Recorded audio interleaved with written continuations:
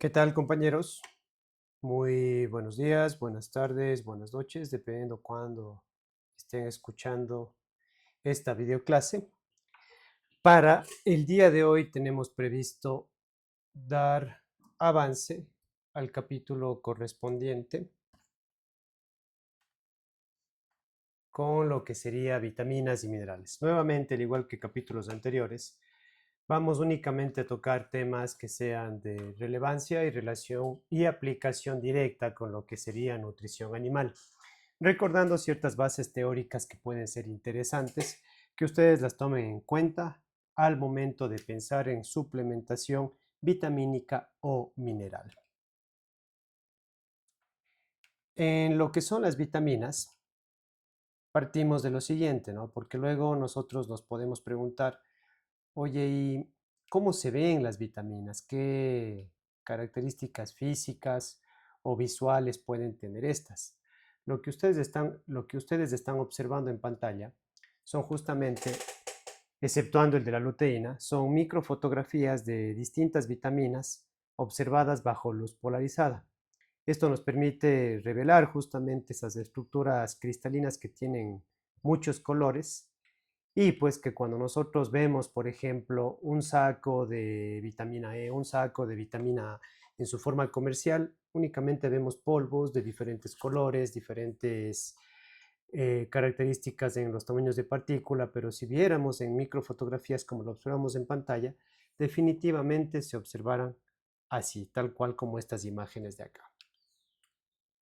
Bien, con este preámbulo vamos a la clasificación. Recordarán ustedes que son dos grupos de vitaminas, las liposolubles, por un lado, representadas por la vitamina A, vitamina D, vitamina E y la vitamina K, con sus nombres respectivos. Aquí una observación. Al hablar de beta-carotenos nos estamos refiriendo a la provitamina A, en donde la mayoría de especies podemos o tenemos esta ruta metabólica viable para tomar ese beta-caroteno y poder sintetizar vitamina A sin ningún inconveniente. Sin embargo, especies como en el caso de los felinos, puntualmente el gato doméstico, no tiene esta ruta metabólica habilitada a la velocidad que debería. Por esa razón es como hemos venido diciendo en periodos anteriores, en clases anteriores, que el gato requiere vitamina A preformada. Eso en cuanto a las liposolubles. Y por el lado de las liposolubles, en cambio, tenemos a la vitamina C, llamado también ácido ascórbico, y todo el conjunto de las vitaminas del complejo B. A diferencia de las liposolubles, estas hidrosolubles es importante recordar que no se depositan en tejidos. Su única suplementación, o más bien dicho, la suplementación ideal sería por la vía oral y, sin embargo, tenemos también presentaciones inyectables en presentaciones tanto para intramuscular como también algunas presentaciones en cuanto a administración intravenosa también. No suelen ser tóxicas a sobredosis y esto es muy fácil de poderlo visualizar, ya que si ustedes consumen, por ejemplo, algún suplemento vitamínico que tenga estas vitaminas del complejo B, vamos a ver que como estas no se depositan o no se almacenan en los tejidos, tiempo después vamos a, o son eliminadas vía orina y eso lo podemos visualizar por el cambio drástico en la coloración de la orina que toma un color amarillo muy intenso e incluso el olor de la orina tiende a cambiar por efecto de este consumo de estas vitaminas del complejo B.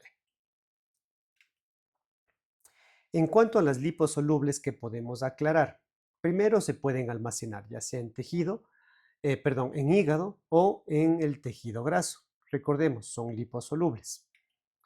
Como siguiente punto, podemos, o la mayoría de especies animales, podemos consumir dietas deficitarias en estas vitaminas liposolubles, ya que nosotros al poder contar con estas reservas de acá arriba, pues podemos tolerar o soportar cierto tiempo dietas deficientes en este tipo de vitaminas.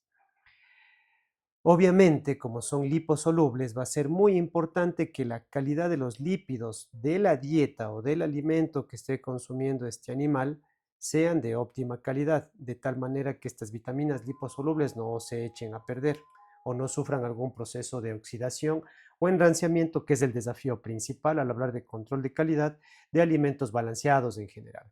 Por ende, cualquier factor que altere o modifique o afecte los lípidos de la dieta van a afectar en primera instancia la biodisponibilidad de estas vitaminas liposolubles y en segundo lugar la absorción de estas vitaminas a nivel del sistema digestivo. Al hablar de las vitaminas más importantes, podemos tomar en cuenta la vitamina D, misma que ustedes recordarán la función principal, regula el metabolismo del calcio. Su forma activa, o el nombre de esta forma activa es 1,25-dihidroxicolecalciferol. Esta se caracteriza por ser, miren ustedes, hipercalcemiante. ¿Qué significa esto? Que va a aumentar los niveles de calcio a nivel sanguíneo. ¿Y cómo lo hace? Tiene varios mecanismos de acción. El primero, aumenta la captación de calcio y de fosfato inorgánico a nivel del sistema digestivo. Su segundo mecanismo es aumenta la reabsorción de calcio, es decir que si el individuo está excretando calcio a nivel renal, la vitamina D permite reabsorber ese calcio que sí va a excretar vía orina. Y la tercera ruta, si es que ya no tiene calcio para tomar de sistema digestivo o calcio para reabsorber a nivel de los riñones o no hay calcio suficiente, también va a activar lo que se conoce como resorción ósea. Es decir que a nivel del hueso medular de los huesos largos, que sirven como un mecanismo, una fuente de almacenamiento de minerales, en este caso del calcio, pues obviamente lo que va a hacer vitamina D es tomar estas reservas de calcio para mantener los niveles de calcio plasmáticos o sanguíneos en un nivel adecuado. Por eso es que decimos que es hipercalcemiante. Eso en cuanto a las vitaminas liposolubles. De las hidrosolubles, ya mencionamos ciertas características, pero en el caso del no almacenamiento, la vitamina B12 sí puede tener un mecanismo de almacenamiento como tal. Todos los excedentes, como lo mencionábamos en el ejemplo de cuando nos suplementamos con vitaminas del complejo B, todos los excedentes se excretan vía renal. Esto reduce mucho la posibilidad de intoxicación de un individuo como tal, a pesar de que consuma dosis altas de vitaminas del complejo B.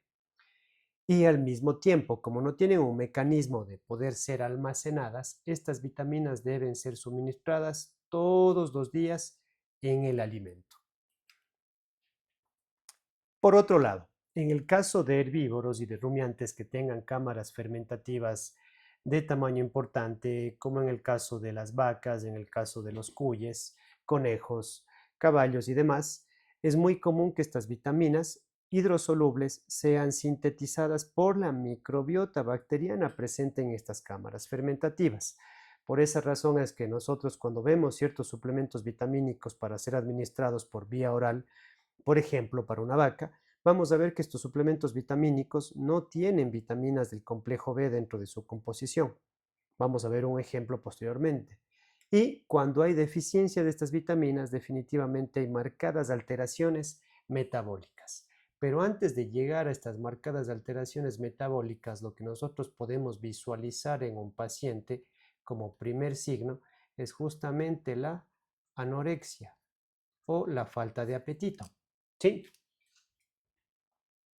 Vamos a tomar o a continuar o profundizar un poco más en esta idea que acabo de mencionar. Tenemos en pantalla el listado completo de las vitaminas del complejo B. Todas estas están numeradas o los números B1, B2, B3 y demás corresponden al número en el que fueron descubiertas. Y aquí nos podemos preguntar, oye, mira, aquí falta la B4, aquí falta la B10, la B11. ¿Qué fue lo que pasó con estas vitaminas? Pues, si ustedes recuerdan el concepto de vitamina, es que son sustancias esenciales e impredecibles para la vida del individuo. Posiblemente estas vitaminas en algún momento se pensó que fueron vitaminas, pero al no ser esenciales en la dieta del individuo, pues dejaron de formar parte de esta clasificación de el grupo de vitaminas como tal. De aquí resaltamos la vitamina B12 o su otro nombre, la cianocobalamina. Y aquí les pregunto, ¿qué mineral creen ustedes que es importante para la síntesis de esta vitamina B12? Nosotros al decir cianocobalamina, ¿qué mineral está dentro de este nombre? Y el mineral que estaría dentro de este nombre sería el cobalto, ¿sí?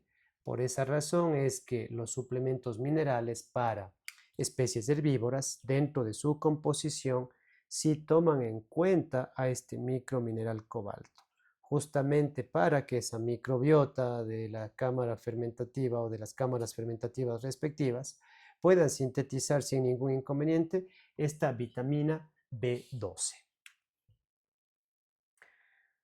Recordando el tema del metabolismo, miren ustedes qué tan importantes son las vitaminas, principalmente las hidrosolubles, dentro del metabolismo energético. Y podemos observar diferentes vitaminas del complejo B a lo largo de las diferentes rutas metabólicas dentro del metabolismo energético de carbohidratos, lípidos y proteínas. Esta es una manera de verlo. Esta es otra manera de verlo. Miren ustedes. ¿Sí? Están implícitas las diferentes vitaminas del complejo B.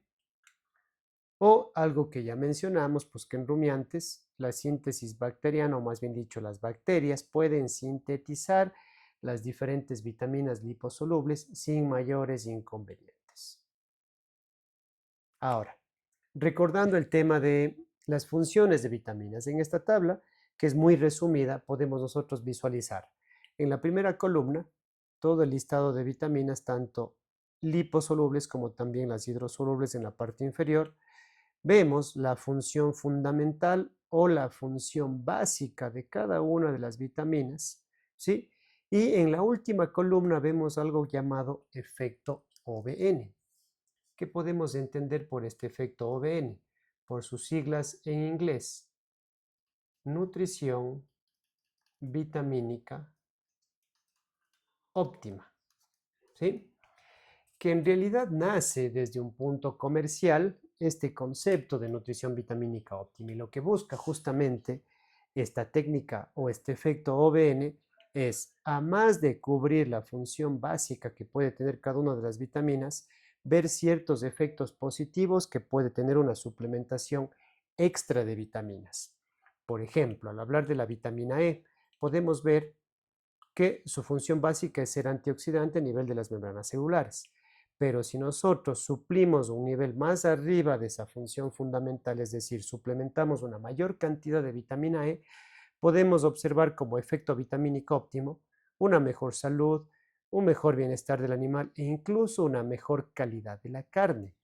¿Por qué razón la carne, tomando este ejemplo puntual, va a tener una mejor calidad? Porque la carne, a pesar de que nosotros la veamos muy magra, algo de grasa intramuscular tiene, ¿sí? Y al hablar de esta vitamina E, estamos hablando de una vitamina liposoluble. Por tanto, al suplementar una mayor cantidad de vitamina E, esta vitamina E también se depositará en mayor cantidad dentro de esta grasa intramuscular, dándole a esta carne automáticamente una mayor estabilidad, es decir, que va a ser menos susceptible o vulnerable a poderse oxidar con facilidad. Este es un ejemplo de la nutrición vitamínica óptima, y así nosotros podemos ver diferentes efectos OBN sobre las distintas vitaminas, como lo estamos observando en pantalla. Por otro lado, hago bastante hincapié en el tema de las vitaminas del complejo B. Miren cómo prácticamente todas las vitaminas tienen relación con metabolismo, ya sea como coenzimas o formando parte implícita del metabolismo, sean estos metabolismos de carbohidratos, de lípidos o de proteínas. Para complementar esto con la parte práctica, lo que les decía hace un momento, tenemos en pantalla un producto comercial. Se llama Suprafos. Me parece que el fabricante no está, lo pueden buscar en internet. Es un producto que se puede comercializar de manera local. Algo parecido puede ser el Pecotrin, el Equatrin y un sinnúmero de productos comerciales existentes en el mercado. Pero bueno, en este caso, este suplemento vitamínico mineral es diseñado para rumiantes. Sin embargo, siempre la parte comercial nos dice, mira, es que no solamente lo puedes utilizar en vacas, también lo puedes utilizar en cerdos, en aves, en ovinos, en caprinos, y bueno, nos da el tema. Pero bueno, principalmente este producto fue diseñado para rumiantes. Y miren ustedes la composición de este producto. Tiene una gama de macrominerales entre fósforo y calcio, con sodio y magnesio y toda la porción de microminerales. Ya veremos más en detalle esta clasificación de macro y micro en los contenidos respectivos. Pero lo que quiero resaltar es qué vitaminas están suplementando. A, D y E. ¿Por qué razón solamente estas? Porque la vitamina K y todas las vitaminas del complejo B pueden ser sintetizadas, en el caso de estas vacas, a nivel del rumen, gracias a la microbiota ruminal como tal. Es por esa razón, pues, que este tipo de suplementos, para ser utilizados por vía oral, no tienen complejo B dentro de su composición. Y bueno, se marca en azul todo el paquete de minerales en general. ¿Listo? Ahora, podemos revisar brevemente la vitamina C, recordarles que especies como los humanos, las truchas y de igual forma los cobayos y roedores en general no tenemos la capacidad de sintetizar vitamina C.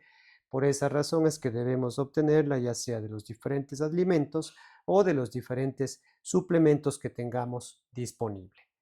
Resulta que la vitamina C también tiene propiedades antioxidantes y miren lo que indica aquí el autor Weiss y Hogan. La vitamina C es el principal antioxidante hidrosoluble. Y miren qué más complemento tiene como función. Permite regenerar los tocoferoles oxidados, es decir, le da una vida útil más importante a la vitamina E que este animal esté consumiendo o ingiriendo vía dieta. Luego de ver este breve preámbulo de las vitaminas, siempre nos hacemos la pregunta, no sé si ustedes se la han hecho, oye, ¿y de qué manera se suplementan las vitaminas a nivel de las dietas en animales monogástricos? Entrémonos de monogástricos porque ya sabemos que la parte de rumiantes, como bien citamos el ejemplo acá, y la parte de la mayoría de herbívoros, es distinto el panorama. Pero en la parte de monogástricos, ¿cómo lo trabajamos? Ya sea una gallina, un pollo, un pavo, un cerdo o incluso un perro o un gato, al hablar de alimentos comerciales como tal. Bien, primero recalcamos lo siguiente, las vitaminas van a ser indispensables y obviamente cada especie tendrá un requerimiento más alto o más bajo de vitaminas. Segundo punto, ningún alimento tiene todas las vitaminas necesarias. Por esa razón, en el caso de humanos que hemos venido mencionando, cuando decimos, mira, tú debes tener una dieta equilibrada. Una manera de tener una dieta equilibrada es justamente consumiendo una amplia variedad de ingredientes o de alimentos para garantizar justamente que se pueda llenar el requerimiento no solamente de vitaminas, sino también de aminoácidos y de otros nutrientes que son importantes. Pero cuando ya hablamos de producción animal, pues en producción animal, ¿de qué variedad hablamos? Por ejemplo, dentro de esta gallina o de este pollo, las dietas de estas especies, para el caso puntual de Ecuador, se basan en maíz, en pasta de soya, algún ingrediente más, posiblemente trigo y aceite de palma. Por tanto, no hay mayor variedad en la cantidad de ingredientes o de alimentos que forman parte de la composición de esa dieta. Por ese motivo es de que en nutrición animal es necesaria la suplementación de estas vitaminas en forma de premezclas que las mencionaremos más adelante. Ahora, nosotros podemos decir, mira, tú me hablaste de la nutrición vitamínica óptima, por tanto, va a ser muy correcto o ideal que yo piense en suplementar niveles altos de todas las vitaminas. Lamentablemente, estos efectos no son claros a nivel de la suplementación, es decir, que no necesariamente yo en el 100% de los casos voy a observar por el hecho de darle más vitaminas a los animales una mejor productividad, ya que está implícito el tema de la variación biológica. Y como médicos veterinarios, ustedes futuros médicos veterinarios, siempre estamos batallando, luchando contra la variación, tratando de controlar de la mejor manera la variación que puede existir en el clima, en la temperatura, en el medio ambiente, en la calidad de agua, en la misma genética, recordando que ningún individuo es exactamente igual a otro, a pesar de que sean hermanos o pertenezcan al mismo lote. ¿Sí? Pero también existen algo que se llaman aplicaciones especiales. ¿Qué son estas aplicaciones especiales en términos de suplementación de vitaminas? Aquí un ejemplo básico. No sé si ustedes han escuchado productos como huevos enriquecidos, en donde nosotros vemos la etiqueta de este producto y vemos que tiene concentraciones más altas de vitamina E. ¿Cómo se consigue esto? Es muy sencillo. Lo que hacemos en esta gallina es darle una mayor concentración de vitamina E vía dieta, y como sabemos que esa vitamina E es liposoluble, pues obviamente esta vitamina E va a ir a depositarse en la yema de los huevos, aumentando la concentración de vitamina E que normalmente puede tener un huevo. Este es el ejemplo de una aplicación especial en términos de nutrición vitamínica. Y pues, como es lógico, en medida que un animal sea más productivo, pues este animal va a requerir o va a tener un mayor requerimiento, no solamente de vitaminas, sino obviamente del resto de componentes nutricionales y de la parte energética de la dieta. Por otro lado, nos podemos preguntar, a ver, ¿dónde yo puedo conseguir requerimientos o niveles de vitaminas que sean ideales para las diferentes especies? Me permito tomar como ejemplo información comercial de la empresa DSM. Y ustedes pueden ver en esta captura de pantalla que está habilitado un enlace, y aquí dentro de esta captura de pantalla observamos niveles de diferentes vitaminas, ¿sí? Incluso este cuadro sigue más hacia la derecha para la parte de acuacultura. En acuacultura podemos observar para salmones y truchas, para tilapias, y obviamente en la parte inferior habrán más especies. Y tenemos algo parecido a lo que estamos observando en pantalla para otras especies animales también, ¿sí? Como es el caso de aves, rumiantes, animales de compañía, cerdos, acuacultura que lo acabamos de mostrar, caballos e incluso otras especies animales. Entonces ustedes pueden ir al hipervínculo que está en esta diapositiva. Se va a abrir esta lámina que tenemos por acá, seleccionamos sobre qué especie queremos investigar o indagar el nivel de vitaminas ideal o recomendado. Por ejemplo, en este caso me he seleccionado la parte de pequeñas especies, seleccionamos perros y observamos un OBN o una nutrición vitamínica óptima mínima, es decir, como un valor mínimo recomendado por esta empresa comercial, y hacia la derecha un valor máximo de estas diferentes vitaminas. ¿Sí? Entonces, por acá ustedes pueden indagar, averiguar y conocer y determinar ya de manera numérica y objetiva cuál es el nivel de vitaminas al respecto. Ahora, esta no es la única fuente. Esta misma empresa DSM, que al día de hoy se llama DSM Firmenich, el nombre completo actual de la empresa, cambió hace más o menos en 2022, entiendo que cambió su nombre, ¿sí? Y esta empresa, cada cierto periodo de tiempo, en este caso las últimas guías que tenemos al día de hoy, siendo el año 2025, es justamente la publicación del 2022, en donde habla de nutrición vitamínica óptima o las guías para nutrición vitamínica óptima para las diferentes especies animales, tal cual como observamos en pantalla, ¿sí? Y este tipo de archivos o documentos ustedes los pueden identificar en esta página web de acá, ¿sí? Cuyo enlace queda habilitado en la imagen en caso de que deseen indagar o profundizar más al respecto. De la misma forma, como material complementario, quedan los efectos de las distintas vitaminas más representativas o más importantes para la parte de perros y de gatos, en caso de que ese sea su interés.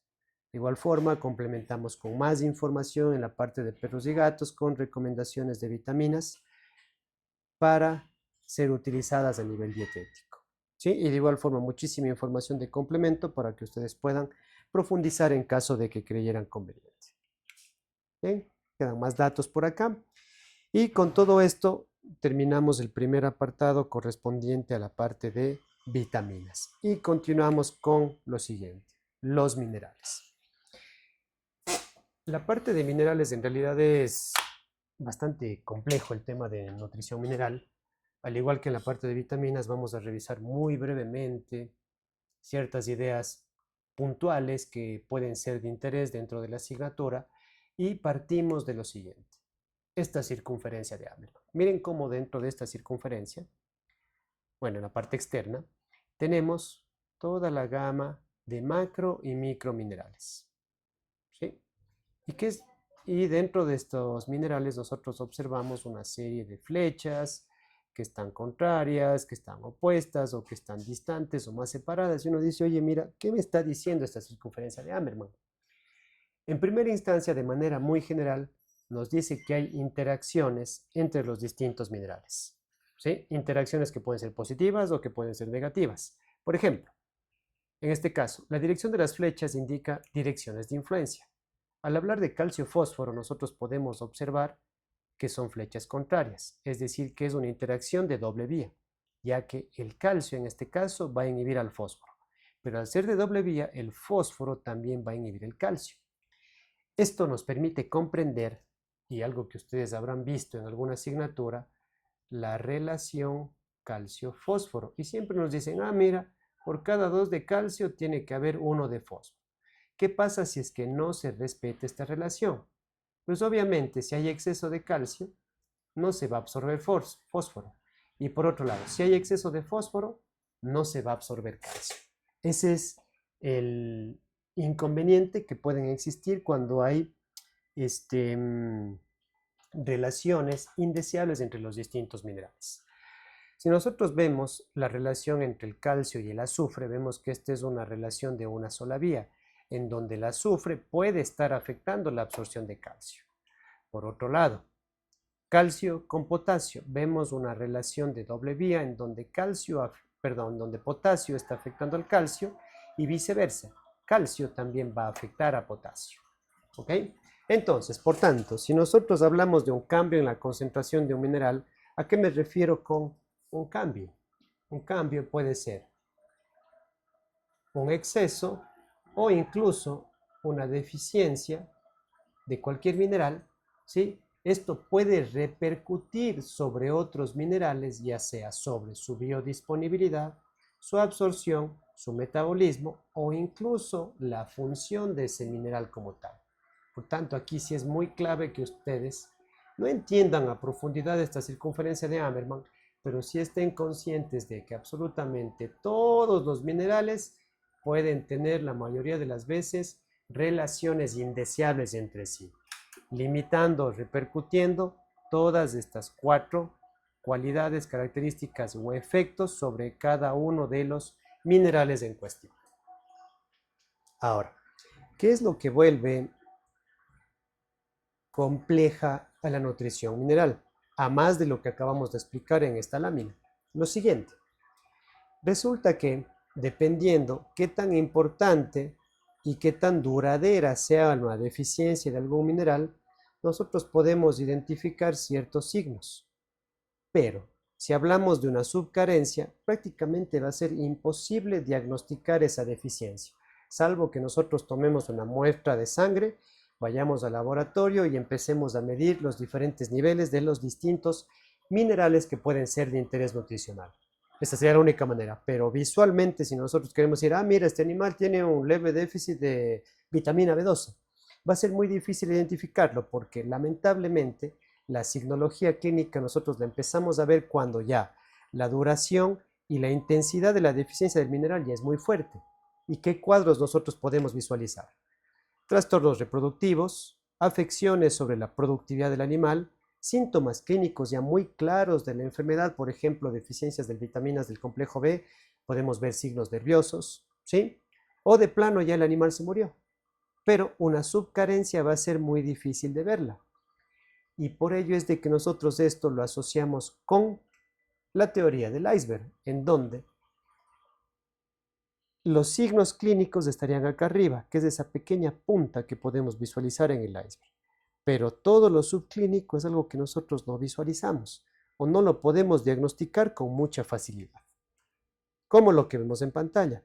Está ganando unos gramos menos de peso vivo, tiene menor inmunocompetencia o tiene menor resistencia a enfermedades, que sería lo mismo, O sabes que los días abiertos o el intervalo entre parto y parto, si hablamos de vacas, sabes que se me aumentó un poco. Oye, no sé si sería el agua, la parte de la sequía. Y uno anda buscando culpables y en realidad puede ser que el problema, puede, obviamente no es una certeza, puede ser que el problema sea una deficiencia de minerales. O incluso también pueden entrar las mismas vitaminas dentro de este ejemplo de la analogía del iceberg que estamos visualizando en pantalla. Entonces, nos queda claro por qué razón es complicada la nutrición mineral. Uno, por esto, la fuerte interacción entre los minerales. Dos, por esto, es muy difícil identificar carencias subclínicas, por no decir imposible, carencias subclínicas de deficiencia de minerales y de igual forma de vitaminas. Y en tercer lugar, ¿por qué es complicada la nutrición mineral? Miren, tenemos en pantalla un libro de nutrición mineral para ganado, ¿sí? O livestock, la cuarta edición. Y miren la extensión del libro, que habla solamente de minerales. Hablamos de un libro de más de 459 páginas, hablándonos específicamente de nutrición mineral, ya que cada uno de estos minerales tiene funciones específicas, mecanismos de absorción específicos y funciones y metabolismos específicos. Eso vuelve mucho más complejo al tema de nutrición mineral. ¿Sí? Pero entiendo que en bioquímica habrán revisado algo al respecto, revisarán más a profundidad en las zootecnias respectivas. Con lo que hemos visto hasta ahora, creo que es más que suficiente. Ahora, como complemento a la parte teórica que tenemos, tienen que recordar que los minerales van a ser clasificados en distintas categorías. Y estas categorías, la primera tenemos los macroelementos, también llamados macrominerales, como sinónimo, cualquiera de las dos formas. ¿Listo? Y al hablar de macroelementos específicamente nos referimos a minerales. No es sinónimo de macronutriente. Cuidado con eso. ¿Ok? Y estos macroelementos se van a subdividir en estructurales, electrolíticos y finalmente el azufre por otro lado. ¿Por qué razón son macro? Porque su requerimiento es superior a los 100 miligramos de mineral por día. En el alimento normalmente van a ser evaluados en unidades porcentuales y a nivel sanguíneo se miden en miligramos por decilitro. Y el segundo grupo de minerales son los microelementos, como sinónimos llamados también minerales traza o también oligoelementos. Oligo que significa poco. En este caso, ¿por qué son microelementos? Porque su requerimiento va a ser inferior a estos 100 miligramos por día. En el alimento las concentraciones se van a medir en partes por millón y a nivel sanguíneo se van a medir en microgramos por decilitro. Básicamente eso. Al hablar de los microelementos o minerales traza o oligoelementos, ¿cuáles entrarían dentro de este grupo? Todos los que vemos en pantalla. ¿Sí? Y dependiendo de la especie animal, pues obviamente tomaremos en cuenta una parte de estos microelementos, otros microelementos distintos, es decir, en las distintas especies animales tomaremos valores específicos. Puntualmente, en la parte de porcicultura, por ejemplo, ¿cuáles de estos microminerales nosotros tomamos en cuenta? Pues los siguientes: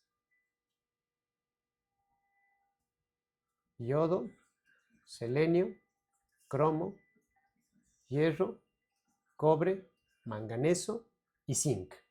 Eso en la parte de cerdos. Si digo la parte de avicultura, los mismos, aunque cromo en algunos casos sí y en otros casos no. Esto para la parte de avicultura. Obviamente, avicultura comercial y de igual forma la parte de producción porcina, la parte comercial.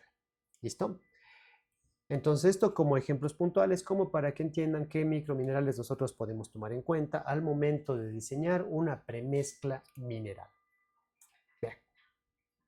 Vista la clasificación, vamos a ver algunas características principales de ciertos minerales y partimos con calcio. Y aquí el ABC del calcio, siendo muy breve, ¿sí? Está la parte teórica en pantalla, ustedes lo pueden leer sin ningún inconveniente y de aquí resalto lo siguiente. La regulación hormonal, dados por la paratormona, la calcitonina y la vitamina D3. De la vitamina D3 ya habíamos dicho que es hipercalcemiante y que tiene 3 mecanismos específicos de acción. Ahora, dentro de su control hormonal, empecemos con la paratormona. La paratormona lo que hace es también ser hipercalcemiante y también va a estimular la remoción o la movilización de las reservas del calcio almacenado a nivel del hueso medular de los huesos largos. ¿Sí? ¿Sí? Va a sacar calcio de las reservas corporales. La segunda hormona es la calcitonina. Este en cambio es hipocalcemiante, es decir, va a reducir los niveles de calcio a nivel sanguíneo para mantenerlos normales. Va a reducir la absorción del calcio a nivel del sistema digestivo, ¿sí? Va a aumentar el almacenamiento del calcio a nivel del hueso medular y va a reducir la excreción, va a aumentar, ¿sí? Aquí la excreción del calcio a nivel de los riñones por la vía renal.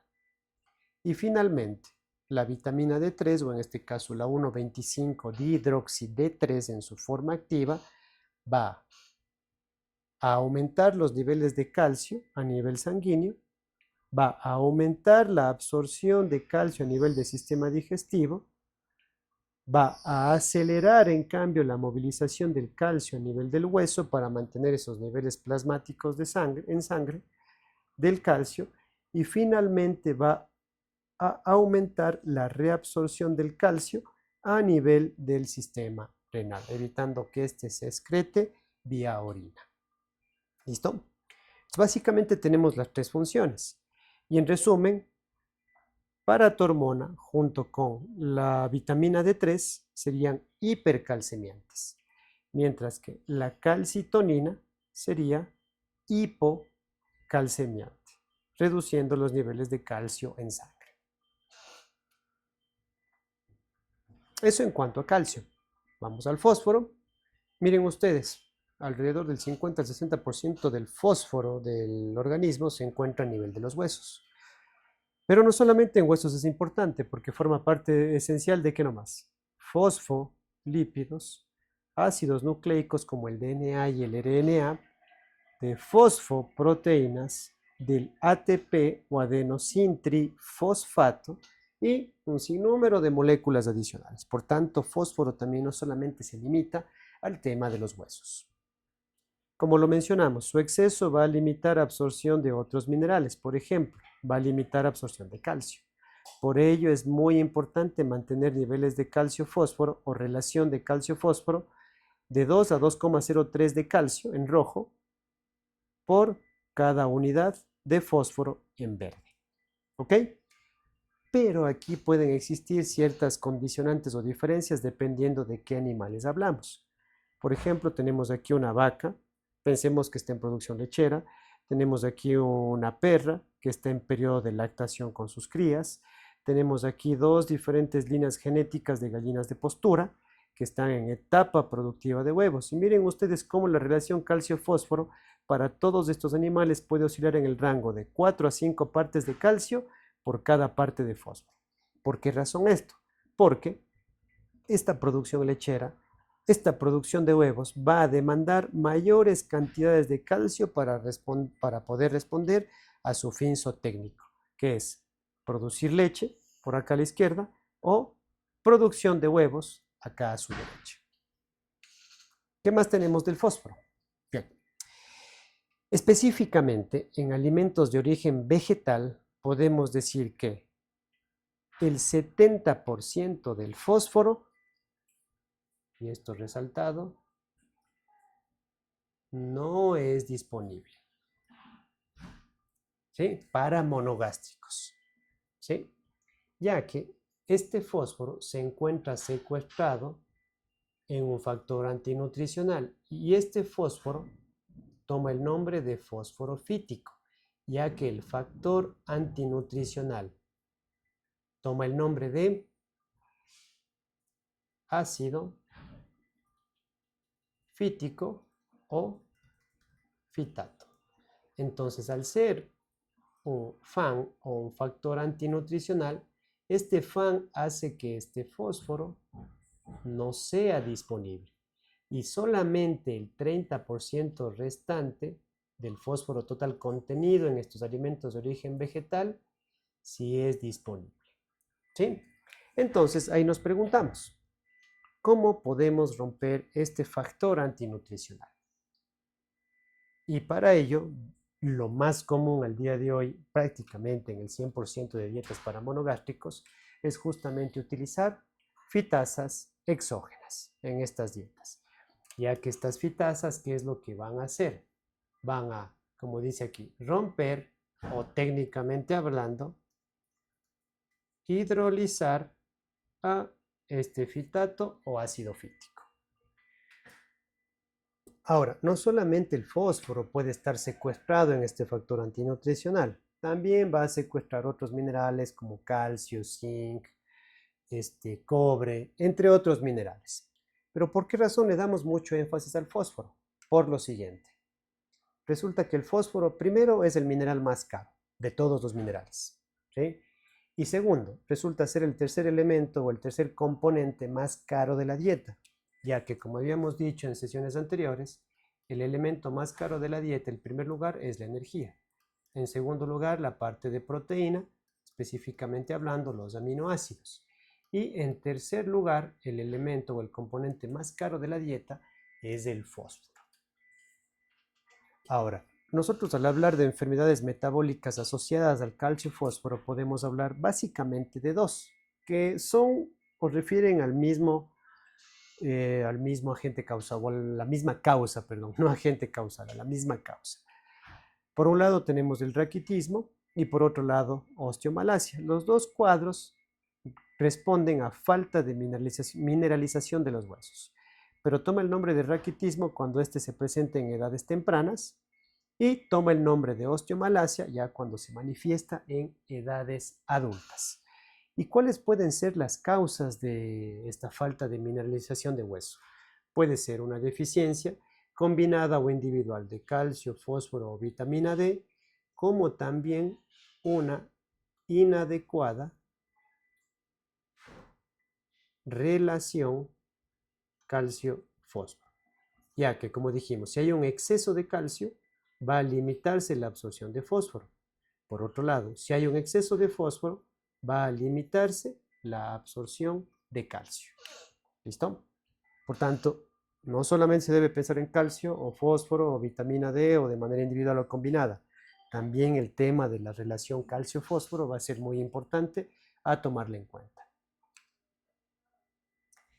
En pantalla lo que nosotros podemos observar son huesos, son los húmeros de gallinas de postura, ¿sí? Y aquí, ¿qué tan normales son estos huesos? Miren ustedes. Estamos viendo prácticamente el tejido trabecular interno de este húmero, ¿sí? Y está vacío. ¿Ok? Y acá abajo observamos otro húmero, en cambio totalmente lleno. Quizás aquí la gallina ya está manifestando un inconveniente o empezando a manifestar un inconveniente de osteomalacia. Mientras que acá podemos observar que ese hueso medular está lleno, es decir, que esas reservas de minerales, principalmente calcio, están en el 100% o muy próximos del 100%. Es una manera de ver el hueso medular dentro de huesos largos, como en el caso de los húmeros en gallinas de postura dentro de este ejemplo. Ahora, ¿qué tiene que ver esto con lo que quiero decir a continuación? Primero nos preguntamos, ¿cuánto demora en formarse un huevo? No sé si lo saben. ¿Cuántas horas creen ustedes que tarda en formarse un huevo? De toda la formación de ese huevo, ¿cuánto tiempo tarda en formarse el cascarón? Y siguiente, ¿cuál es la hora pico de postura o de producción de huevos dentro de un galpón de gallinas ponedoras? Tres preguntas interesantes que van a responder a ciertos requerimientos específicos que pueden tener estas aves de postura. ¿Bien? Lo primero, Un huevo tarda en formarse, redondeando números, 24, 25 horas. Es lo que le toma de tiempo. Desde que sale el folículo, la yema de aquí, hasta pasar por todos los diferentes segmentos del oviducto, llegar al útero, formarse el cascarón y ser finalmente ovopositado. Tienen aquí todos los tiempos en detalle, en caso de que quieran visualizar la formación o cada una de las etapas de la formación del huevo. De igual manera, en la asignatura respectiva les explicarán a profundidad esto. Bien, entonces, en promedio, un huevo tarda en formarse un día. Segundo, ¿qué tiempo va destinado de este día a la síntesis del cascarón? 20 a 21 horas. Es decir, es el tiempo que más toma en formarse todo ese huevo. Miren ustedes. Y finalmente, ¿cuál es la hora pico de postura de un galpón? Ojo, digo pico. No estoy diciendo que absolutamente todas las gallinas ovopositan sus huevos al mismo tiempo. No, sino la mayoría de gallinas efectivamente tienen un pico de postura en el día. Y ese pico habitualmente son las mañanas. Pongámosle una hora. 7 a 9 a.m. ¿Listo? Aquí, ¿cuánto tiempo tarda en formarse un huevo? Un día. ¿Cuántas horas tarda el cascarón? De 20 a 21 horas. Resolvidas estas preguntas. Ahora, al respecto, ¿qué estrategia nutricional nosotros tenemos para responder a ese elevado requerimiento de calcio que puede tener esta gallina? Teniendo en cuenta y estando conscientes que el cascarón es la última estructura en formarse de ese huevo y posteriormente se ovoposita. Ante ello vemos esta estrategia. ¿Qué es lo que observamos en pantalla? Una instalación de gallinas de postura. Aquí se ve el buche de una gallina. Y aquí vemos la parte del comedero. ¿Qué les llama la atención de este alimento que observamos aquí? Que estoy justamente acercando con esta lupa como puntero. Esas piedrecillas no son otra cosa más que CaCO3, o lo que conocemos como carbonato de calcio. Pero el carbonato de calcio en presentación grit, que es grueso. Ahora, ¿por qué razón le damos grueso? Por lo siguiente. Habíamos indicado que la última estructura del huevo en formarse, antes de ser ovopositado, es el cascarón. Habíamos indicado que en la mañana es en donde se da ese pico de postura o de ovoposición de un lote de gallinas. Por tanto, el requerimiento de calcio más fuerte se va a registrar justamente en el momento que se está formando este cascarón. Entonces, ¿qué es lo que nosotros buscamos con estas partículas de calcio grueso? Es justamente que sean una fuente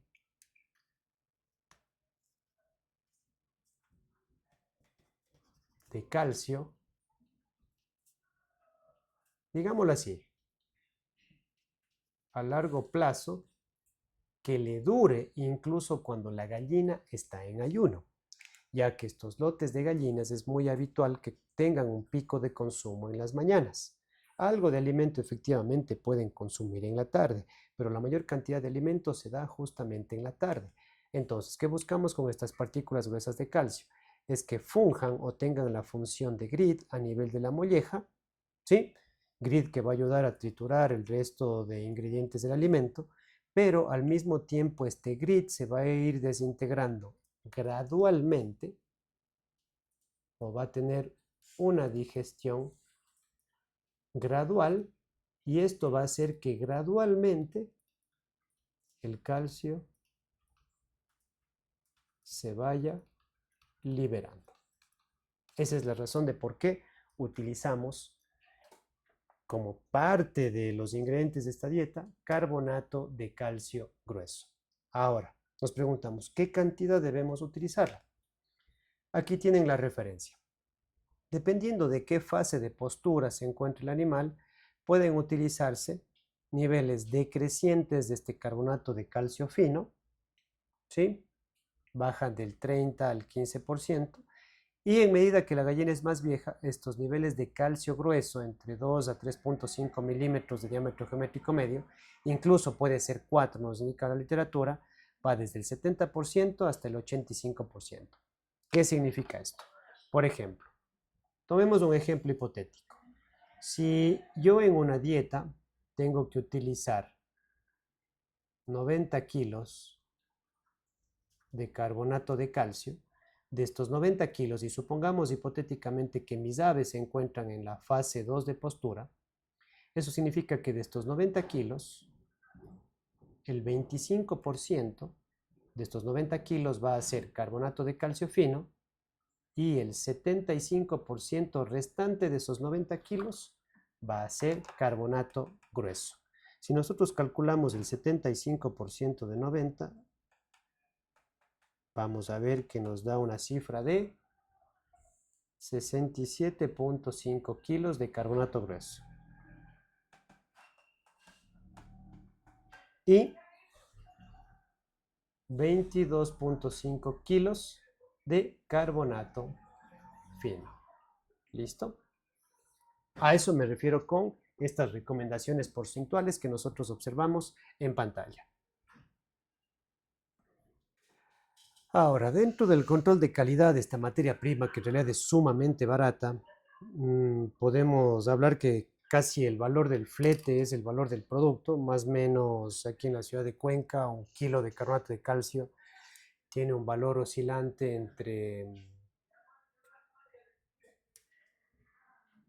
entre los 7 a los 10 centavos de dólar por cada kilo, ¿sí? Sí es importante tener en cuenta ciertos aspectos de calidad. Obviamente la procedencia, la confianza con el proveedor y demás va a ser clave, pero a más de ello va a ser importante que evaluemos solubilidad. Y la solubilidad está directamente relacionada con el diámetro geométrico medio. ¿Qué podemos nosotros observar aquí? Que calcios finos, por ejemplo, de 90 micras de diámetro geométrico medio, son muy solubles. Por ello, el comportamiento de esta curva en color anaranjado, ¿sí? Tienen una elevada solubilidad, mientras que carbonatos gruesos, coarse en inglés, entre 300 a 600 micras, van a tener una menor solubilidad. Y la solubilidad va a estar relacionada justamente con la capacidad de absorción que puede tener este calcio a nivel digestivo. Por tanto, utilizar carbonatos muy finos va a determinar elevada solubilidad y menor capacidad de absorción, porque no va a haber oportunidad para que pueda ser absorbido adecuadamente el calcio que nos estaría aportando esta materia prima que es tan, pero tan económica.